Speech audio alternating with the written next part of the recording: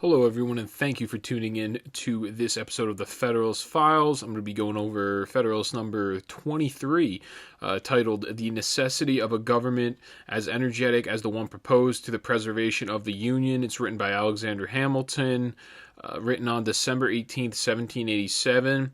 The main topic, is going to be Union's ability to raise and keep troops for common defense. So mostly this entire paper, it just represents how inadequate the Articles of Confederation were, and the remedy for that was the constitutional remedy for that is going to be listed here. So Hamilton begins this paper as the precursor to the next couple papers addressing the type of government that will be contained in the proposed constitution. Like I said, the last paper that we covered was the main defects of the Articles of Confederation, and that was a couple papers long. Now this will be, I think this one goes from 23, I want to say, to 35 or 36. We're going to be talking about the proposed constitution and the remedies that they're going to instill to fix all of the problems that we had with the Articles of Confederation. So he begins, and I quote, "The necessity of a constitution at least equally energetic with the one proposed to the preservation of the Union is the point at the examination of which we are now arrived. This inquiry will naturally divide itself into three branches: the objects to be provided for by the federal government, the quantity of power necessary to the accomplishment of those objects, the persons upon whom that power ought to operate, as well. Its distribution and organization will more properly claim our attention under the succeeding head." End quote. So really, he's introducing all the powers that are going to be given to the federal government will be split into three branches, and it will be naturally divided in a way in which it's best balanced, so there aren't any disparities between any of the branches. But in this one, he doesn't actually explain the three branches. It's just generally about military power. It's a short one, too. It's like maybe a page and a half long. So then next he states, and I quote, "The principal purposes to be answered by the Union are these: the common defense of the members, the preservation of the public peace as well as against internal convulsions as external attacks, the regulation of commerce with other nations and between the states, the superintendence of our intercourse, political and commercial, with foreign countries." End quote. So here he goes into the principles that are going to be answered by this Union. Common defense is going to be the big one that they go over here. Preservation of peace between the individual states as well as foreign countries. Regulation of commerce in terms of the relationships between individual states as well as other nations. And there's going to be a superintendent from the federal government in regard to certain scenarios, and that's all listed in the Constitution, and we'll get to that eventually. So Hamilton remarks next, and I quote, "The authorities essential to the common defense are these: to raise armies, to build and equip fleets, to prescribe rules for the government of both, to direct their operations, to provide for their support. These powers ought to exist without limitation." End quote. So this is important. The biggest thing at this time they were thinking about, our founders, they were thinking about self-preservation, because at that time we were a developing nation. We were looking to fight off any type of foreign invasion. Thus, we needed to have those powers with no limitation in terms of raising the army, building up and equipping the fleets, prescribing the rules of the government both. So that's why. And then the directing their operations, pretty much making sure there's a uniform rule and there's training and we have the money to really fund those programs in terms of our military power and operations. And it's funny now because what we have is the very first thing that gets pointed out by the left is how much goes into military spending every single year. Usually the budget ranges from 700 to 800 billion every single year in our military, which if you actually look at it in terms of what our federal government, how big the budget is every year, it's usually around 4 trillion every single. I think it's every 2 years they pass the budget, I'm pretty sure. So you're looking at a year, they're paying 700 to 800 billion, and then if you actually look at the numbers and you do the math, it's around only 16 to 17% of the actual budget, every single year is going into our military, which actually isn't that much, but they'll never say percentage when the left goes to report it. They will only talk about sheer numbers alone because it sounds so much bigger. Just like when you say Jeff Bezos is worth, let's say $80 billion, it makes him seem way richer than when you actually look at economically how big our GDP is every single year, as in how, what's representative of our gross domestic product. As in, if you were to take this country and you were to liquidate all the assets in this country, how much money comes out? And in terms of businesses, how much is our country worth in businesses alone if you were to liquidate every single one? And usually, from last time I checked, something like 21 or 22 trillion. So him, let's say he owns, I don't know exactly how much the guy's worth. I know Amazon alone is worth above $1 trillion, which would make him maybe let's say he owns all of Amazon, which he doesn't. He owns a certain amount of shares. Let's say he's, 1/22nd or 1/20th of our economy, so he makes up 5% of the economy, him alone, which he really doesn't even make up 5% of the economy alone. But they won't put it in those terms because he isn't worth that much. He isn't worth like the whole company. He's worth, only so, I want to say something like 100 billion. I'm not 100% sure. Maybe 160 billion. So, but they'll always rip that guy because he makes a lot of money, he's worth a lot. Instead, they say the number, and they won't say the percentage of the economy to try to figure out the proportionality of it. Because when you come out with these statistics and these numbers with no type of context to those numbers, then it's easier to sway the public opinion, especially if they're people that just scroll through Facebook or scroll through Twitter or what have you, and all they're doing is they're just looking at these numbers with no type of context or background information on how much the numbers really truly are. And that's what they do to trick you. So you would think 16%, 17%, and this is a constitutional provision, our military, the funding of it. Now, is it without limitation? Is that written into the Constitution? I don't believe so, but it's something that's actually in our Constitution federally to raise and build up and equip the fleets. So that's something that you would think is much more justified in our budgetary restrictions than a Social Security, welfare, our Medicare, Medicaid programs. You would think that the military is much more justified, and there's more grounds for having a larger military or having more military spending than having all these social programs that take up about 2/3 of our spending every single year in the budget. It's about $3 trillion every single year, and our $4 trillion budget go to just social programs, and those actually are not justified or supported under our Constitution. But our military legitimately is, and our military gets 16% of the funding. So now, he continues, and I quote, "Because it is impossible to foresee or define the extent and variety of national exigencies or the correspondent extent and variety of the means which may be necessary to satisfy them, the circumstances that endanger the safety of nations are infinite, and for this reason no constitutional shackles can wisely be imposed on the power to which the care of it is committed. This power ought to be coextensive with all the possible combinations of such circumstances and ought to be under the direction of the same councils which are appointed to preside over the common defense." So what he's saying is, because the reason for this limit with no limitation on these powers of building up a military is because we cannot foresee the national exigency. There is no way to measure, there's no parameters to measure what the actual threat is from foreign nations and national emergency circumstances.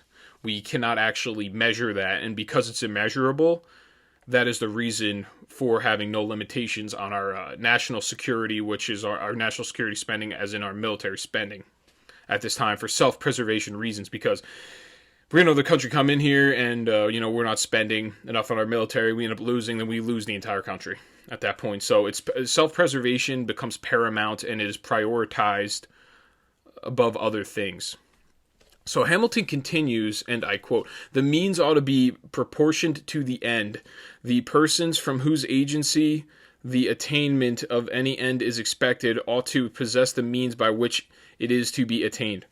End quote. So all this is saying is, if it's written in the Constitution and the means are, hey, we need to equip the fleets, we need to do this, and this is, he'll draw a comparison between this and the Articles of Confederation, and that's the reason for why this is written here in the Federalist Papers, why he writes, you need to have the means to reach the end being what is written in the Constitution. The end is, hey, you got to be able to equip fleets, you got to be able to do this. Well, we need to give them the ability to actually collect revenues through a tax apparatus, which is something that during the Articles of Confederation was not a thing, because it was non-existent because of the quotas and men that they had, but it only extended, like I said, to the states rather than the individual. So next what he says is, and I quote, and unless it can be shown that the circumstances which may affect the public safety are reducible within certain determinate limits, unless the contrary of this position can be fairly and rationally disputed, it must be admitted as a necessary consequence that there can be no limitation of that authority which is to provide for the defense and protection of the community in any matter essential to its efficacy, that is, in any matter essential to the formation, direction, or support of the national forces, end quote. And when he says formation, direction, support, you're going to see it if you're watching on YouTube. He capitalizes those to add an extra emphasis to it. So what we have here is he's saying, if you can determine the actual levels of national forces we need, or the spending that we need, and you're able to safely determine that, say, our spending is, let's say, we really, our military assets have to be $1 trillion worth of spending that is going to guarantee us, is to a point is way beyond the standard deviation, and it will guarantee us a very robust defense, or a strong defense against other nations. And we know it'll be adequate, it'll be efficacious to have that many, to have that much money, that much funding, that much troops, that much equipment in terms of whether it's bombs, missiles, or it is military personnel, or planes, jets, what have you. So that's really what he's saying there. If we can somehow determine, at this point we can't determine it, and that's why he says there should not be limits, because we don't really actually know what our threats are at this point, because we are a new developing country. But once we can figure out what those determinable those limits are, or how much we should spend, and if you can actually make the argument for that, then we will, if there's a rational dispute of it, we will admit, and we will, work across the aisle to figure it out. But right now, we have no idea what our threats are. We really don't know how much our spending is going to be, how much revenue we're really going to be taking in. We can make assumptions, but there's nothing for sure. So at this point, for the means of self-preservation, because we are a developing nation and we are kind of in jeopardy of big threats, we can be destabilized very quickly in the current situation that we have. Because of all of that, there should be no limits on it. So, due to national exigencies, it is imperative that there is no shackles on the ability to raise armies. This provision represents the mindset of the founders, considering America at this time was a developing nation that had just fought a revolutionary war to fend off one of the greatest empires of all time. So that's what I just said. So that threat of foreign power and influence was always in the minds of men with a sense of patriotism in their hearts. Next, Hamilton alludes to the lack of military mobilization under the current Articles of Confederation due to the scheme of quotas and requisitions not adhered to by most states. So here he states, and I quote, as their requisitions are made constitutionally binding upon the states, who are in fact under the most solemn obligations to furnish the supplies required of them, the intention evidently was that the United States should command whatever resources were by them judged requisite to the common defense and general welfare. It was presumed that a sense of their true interests and a regard to the dictates of good faith would be found sufficient pledges for the punctual performance of the duty of the members to the federal head. So what he's saying here is, we had these requisitions, we had these quotas, it's going to, and we extended it to the states, and you would think for the common defense and for the general welfare of the, I guess it was the Confederation or the United States under the Confederation, under the Articles of Confederation, it would be presumed that these people would have some sort of patriotism and it was pretty much almost like a treaty in good faith that they would support any other state that got attacked, even if it was not their state. And they found it it ended up being insufficient, obviously.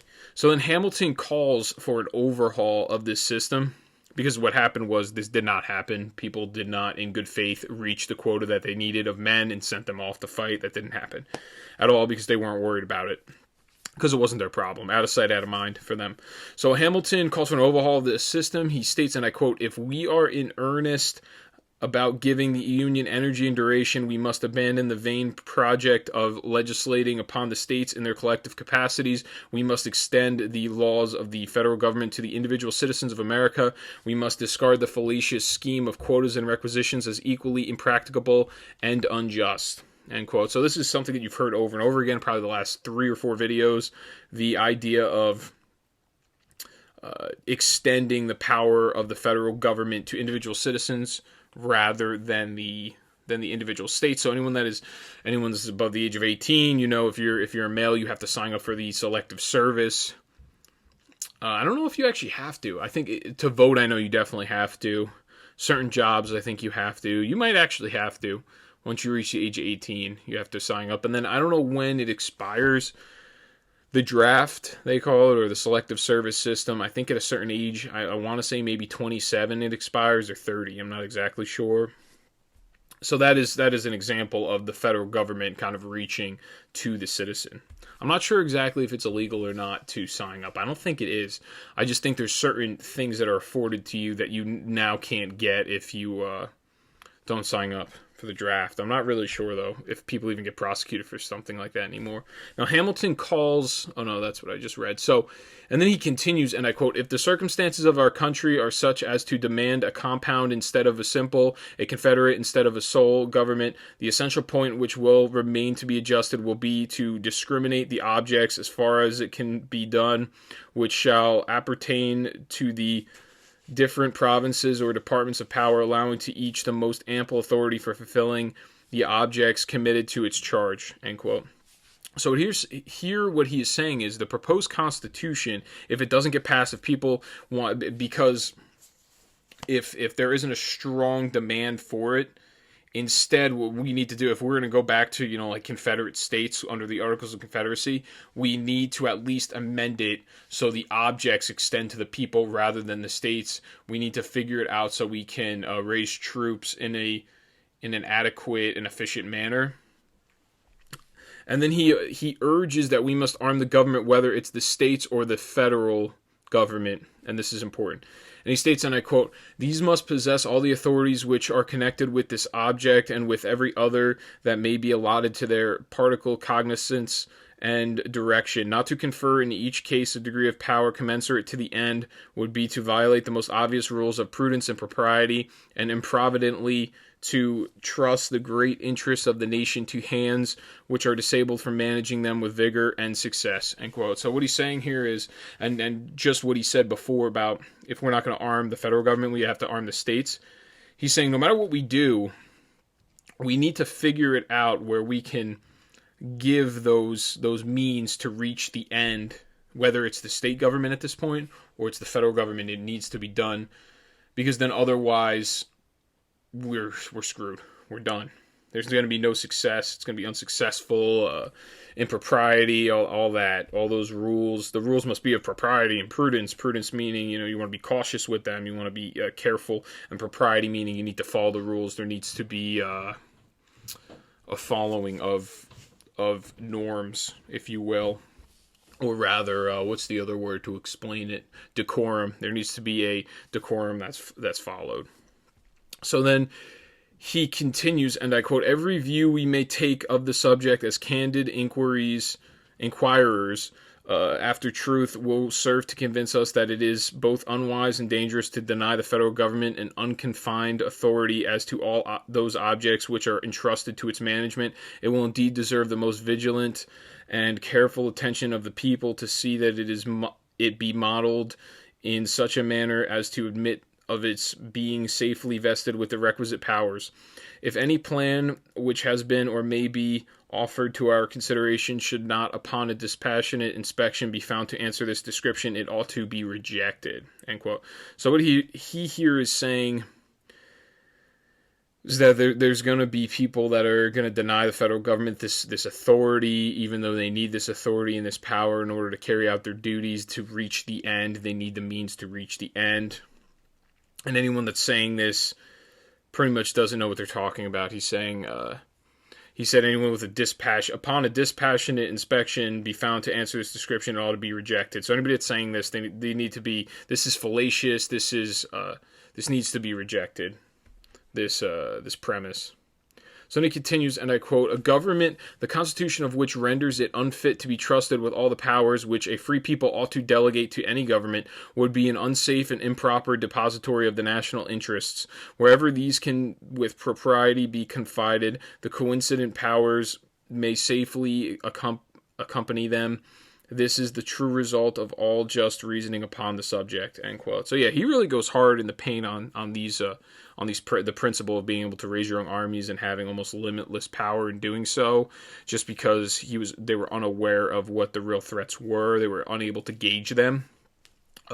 Here what he's saying is, he's talking about, if the people are to trust you, and this is supposed to be a free country, and they have this constitution, and they are to be, and the federal government's supposed to be trusted with protecting the free people, and the free people ought to delegate to any government something like this, a system where they are unable to raise troops and to raise revenues for a military, then it really is not a free country. And he has a point here, and this is something that I think he's subliminally trying to message to.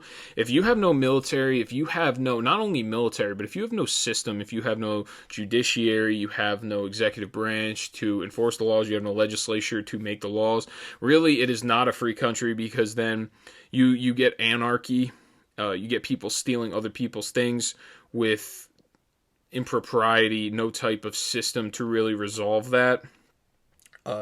It becomes an anarchist system, and that's, I think, what he's kind of subliminally trying to say here, that if you got a free people that are delegating powers to the government, and then they don't have any type of military strength, and you give them the ends, but there is no means in order to reach those ends, then it's really not a free country at that point. It's not really governed by the people, because then you're going to see anarchy. Hamilton argues that no power selected by the people can be too extensive. If so, the people will concede to this and change this system. So that's the reason in which we have the amendments, why we can write new amendments into the Constitution.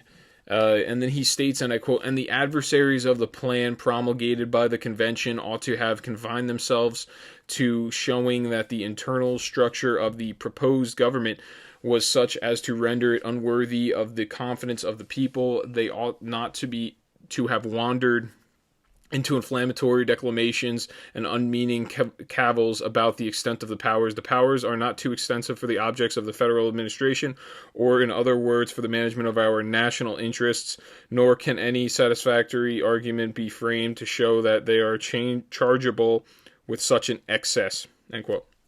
So here everybody's saying you really can't point to anything in the Constitution. You cannot point to any of the powers or the means to reach the ends that the federal government has that are chargeable with excess, saying they have too much and it's overstepping their bounds. When it comes to things that are under the object or the scope of the federal government, and those are pertaining to reach the national interest meaning the common, I guess you would call it the common welfare, the safety of the citizenry. That's moreover the safety of the citizenry, a guarantee that your property and your life is yours, and it's not going to be taken away from you from another individual or from the government. And that's because and he's talking about people that are against the objectors of the proposed Constitution here, because that's kind of how they're characterizing the Constitution, that, oh, this power is it's overwhelming, they have too much power. And he's saying, in a free country, you really can't have powers that are too extensive. If written into the Constitution, these are the powers that are supposed to be there, and if you're practicing those powers of the federal government, the power is not too extensive, because it's there. And if it wants to be changed, it'll be changed by the people. So Hamilton concludes by asking the reader, who is it in the government that shall hold and regulate this power? Hamilton outlines those contenders of the Constitution that disagree with this provision, characterizing it as an unconfined amount of authority that is far too extensive. That's pretty much what he's saying here in this quote that I just read off before. And then at the very end, I have about the last paragraph here where he goes, he goes hard in the paint with almost like a mission statement, I guess you would call it. So then he continues, and I quote, "If it be true, as has been insinuated by some of the writers on the other side, that the difficulty arises from the nature of the thing, and that the extent of the country will not permit us to form a government in which such ample powers can safely be reposed, it will provide that we ought to contract our views and resort to the expedient of separate confederacies, which will move within more practicable spheres, for the absurdity must continually stare us in the face of confiding to a government the direction of the most essential national interests without daring to trust it to the authorities which are indispensable to their proper and efficient management." End quote. So what he's saying is, if we're going to go with what these guys on the other side are saying, the Articles of Confederation, that at this point we might as well just all go into complete separate confederacies, because at least then we would have some sort of, I guess each individual confederacy would have their own militia maybe, and then maybe they would be deemed more safe. I don't know exactly what he's saying here. I think he's just kind of rejecting them, and he's being sarcastic. He's responding, he's responding, sarcastically to them, really. And then he ends, and I quote, "I trust, however, that the impracticability of one general system cannot be shown. I am greatly mistaken if anything of weight has yet been advanced of this tendency, and I flatter myself that the observations which have been made in the course of these papers have served to place the reverse of that position in as clear a light as any matter still in the womb of time and experience can be susceptible of.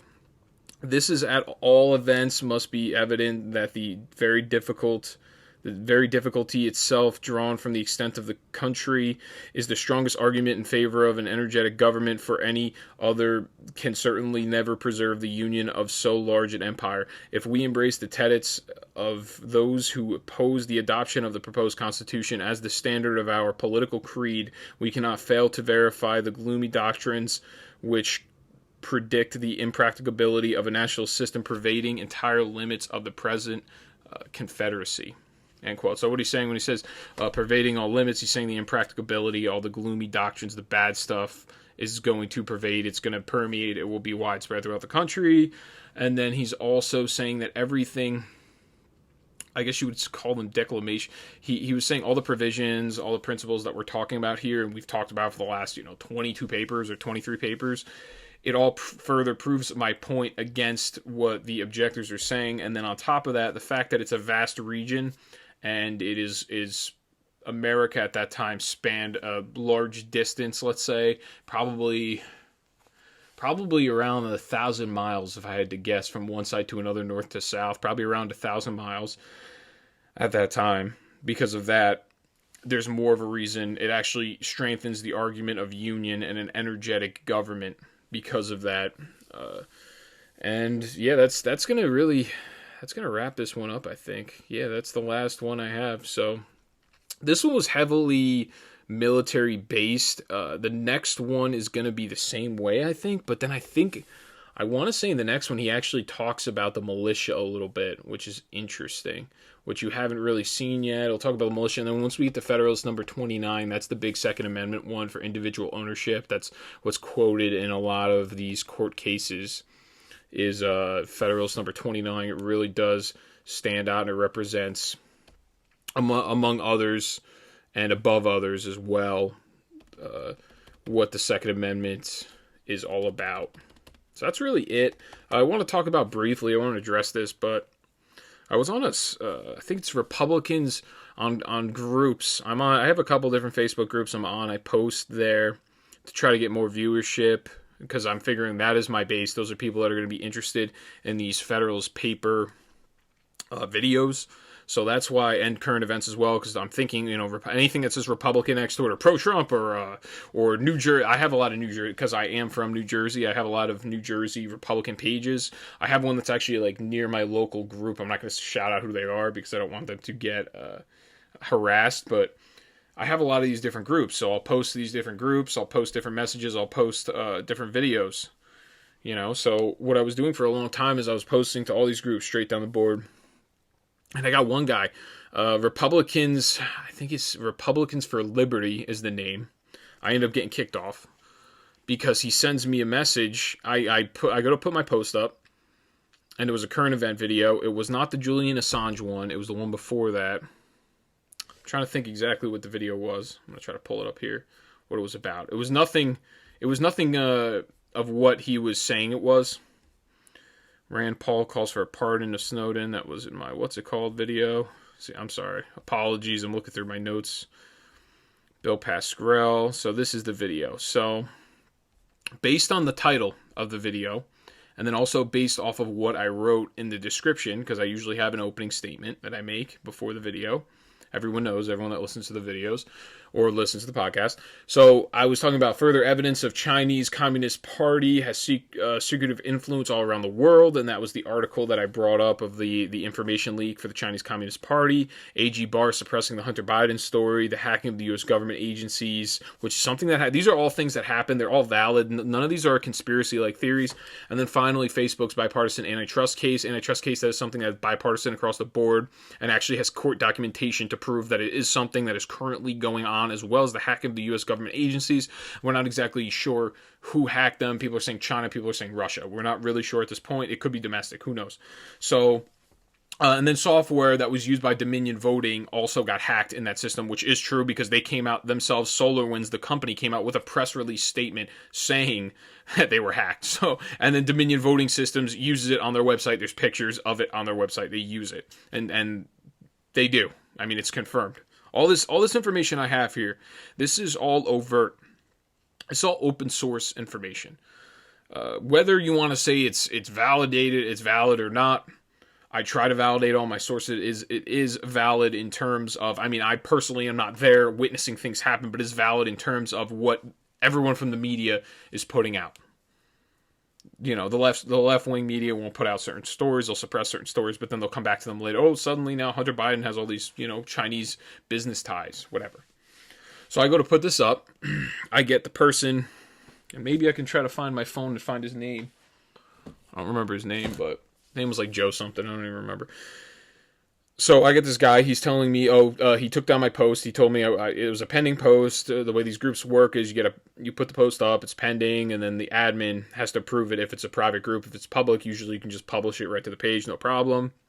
I get it taken down. So then it says, notes from admin. I look down, and I'm going to put this picture, too, up on YouTube if anyone wants to see it so they know I'm not lying. It says, note from admin, stop posting conspiracy-type posts. Which doesn't make any sense because these are current event videos that I've been doing for a long time. They're not conspiracy-like posts. I have articles I have in the description. It is all valid. Everything, all the information I'm putting out is valid. Now I may say, I'm not sure about this or maybe that, but I'm not sure. I'll say that in the video, but I'm not going to put that in the description. Of my assumptions of what's going on. I will not put that in the description and try to sway, when you listen to the video, I'll say it beforehand. So I get that. I get a flag. So then instead of posting on the page, I don't post on the page because I'm not going to post. I'm not going to create a post. And anybody that is on that actually reached me through the Republicans for Liberty Facebook page, I'd greatly appreciate if you would maybe email me or direct message me over Facebook or something, or even post something on the Federalist Files group page on Facebook. I would appreciate that. But I commented on something that was like an Edward Snowden article because I knew if I went to post about how this guy's locking me down, calling me a conservative, or calling me a conspiracy type poster, that he wouldn't allow me to post. So what I did was I commented on something that had the most likes. So it had about 46 likes. It had some comments in it. So I'm like, if I post on this, a bunch of people are going to get notifications of this conversation that I'm about to have with this guy. I'm going to fight it out with this guy on Facebook. And the reason for this is, and we talk about, there's a lot of importance in being hypocritical or being hypocrites or being government tyrants or just acting like a tyrant, acting like you're so powerful. What we're looking at is how is it that a person... Now, how can we go and we can complain about Facebook or Twitter or YouTube shutting down conservative voices, and then when I'm in a group, it's not like I'm posting threatening material. I'm not posting sexually exploitative or child stuff. I'm not doing any of that weird, that weird stuff. All I'm doing is posting about politics. I'm not cursing. I don't cuss in my videos. I try to keep it as family friendly as possible.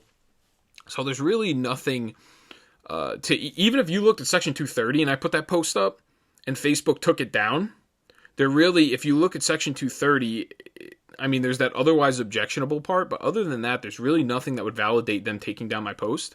So this guy took down my post. So this guy really actually holds himself. His standards are actually higher than Facebook standards and the other social media companies. And this is the hypocrisy that I see from the right, is they're okay with shutting down voices within their own party, and it's okay to them because this guy from the right, he loves the idea, this Republicans for Liberty on Facebook, he likes the idea of being able to shut down or mute voices because he himself wants to direct the conversation the way he likes to see it. He wants to, because I guess in his personal life, he really has nothing going on for him. And he can do what I'm doing. He can put podcasts up, and then he can create a viewer base like I've done and have people listen to him. If he really wants to drive conversation, he wants people to listen to his ideas. But instead what he does is he goes around and he shuts down everyone else's ideas. He's essentially silencing other voices to make his voice larger and project further and longer. So that's what ended up happening to me. He shut down my post, and then when I commented, I said something like, hey, why do you guys do this? Why are you calling me conspiracy? Whatever. And then the guy is telling me, oh, well, this is something you posted earlier today, and you went to post it again. And I'm like, no, that's not the reason that you took it down, though. The reason you took it down is conspiracies type posts. So he was trying to change, the argument, and I just kept going back, conspiracy like posts. I'm not a conspiracy. I'm like, all you got to do is apologize. And then I said, you don't, and then he was telling me now, because I was commenting on a Edward Snowden article, he was telling me now I got to drive the conversation. He's saying, because like I said, he's the one that is allowed to choose the conversations as the admin of the page, and he likes the idea of that. Now he's telling me, now you have to comment on, this is a Edward Snowden conversation. If you want to talk about your podcast, go talk about it on your on your last post. Which I'm not going to do, and the reason he's saying that is because he sees that 46 people have liked this Edward Snowden post. So you have 46 people all getting notifications about the fight that I'm having with this guy back and forth, the argument that we're having back and forth on Facebook. So then I called him out for that, and then eventually, I end up getting, no cussing, no real disrespect. It's just me saying, hey, I'm not a conspiracy theorist. I don't know who you are deeming me one. I don't know who you think you are that you could shut down people's voices. You're worse. I said this hypocritical. You're worse. How are you any better than the oligarchs at Facebook, YouTube, Google, any of them, that you want to deem what's acceptable to talk about and what's not acceptable to talk about? Oh, you're only allowed to talk about this in this page, what have you. As long as it's and there's, when you go to these groups, there's certain rules and guidelines you're supposed to have. Usually it's like no cussing, no exploitive material, no sexual things. And then it'll also be like, are you a Republican? You're going to talk about conservative stuff and all that. And I agree to all those things because that's what I'm going to do. So really the way I see it is I agree to everything the group said, and I follow by all the rules, and then I'm still getting kicked off the platform. Which really does not make, and this is hypocrisy from the right side, and this is something that the right side will point out on the left, but then they'll go turn around and they'll do the same thing. So it's just disappointing. It's disheartening. Most of the Facebook pages that I'm a part of, shout out to Fed Up Conservative Patriots, they're actually my very first page that accepted me, and usually they're pretty quick to put up my posts. Denton County Republicans, as well as Tarrant County Republicans, different states. Who else? I'm trying to think. A Conservative Network on Parler, they're another good one. They usually put up whatever I throw up there. But yeah, so that's it. I just wanted to address that. Anybody that saw the conversation that I was having with that guy, I don't even remember his name, but I will show you the picture. It'll be up on the screen about what this guy was saying about me and how I'm like a conspiracy theorist. It doesn't even make any sense because everything I've said is derived from like factual information that's out there on the web that anybody can find, and people may be posting it, but I just took it all and I put it together into one document. These are narcissistic individuals. This guy that was running this page deciding, and then this is another one I got from. And I don't even remember the name of the group, so I'm not going to call them out. And I think they never ended up kicking me off, but it was the same thing. I joined their platform. Everything's fine. Once I go to post my very first video, suddenly it's a problem. I get an individual message. I get a personal message. Maybe you should get involved in your own local Republican foundation since you're not from around the area. You should get off this page, which I don't even understand What do you mean? So since I don't live in your area, I also can't share the same values as you? Is that the way this works now? You want me to get involved? That's why. Oh, by the way, you want to know why Republicans lose elections? Why Republicans do not resonate with people? Because they do not control the culture, and a part of the reason why they don't control the culture is infighting like that and stupid remarks like that, where, oh, well, you can't be in our group because you're not from this area. Why? We believe in the same things. Why is that we can't? Aren't we supposed to be one unified party? If we're all supposed to be like conservatives in this Republican Party, because these people aren't real conservatives. That's really what the problem is. They don't have. There are Republican rhinos on the other side that vote Republican. They call them country club Republicans. They vote Republican because they are rich and they have money and they like the idea of low tax rates. But they actually don't like to afford people the same rights as they believe they perceive to have, because they believe themselves as a protected class of people. They are elitist. And yeah, I just want to point out that I just want to allude to some of the hypocrisy that goes on. It's just it's a shame. It's a bummer.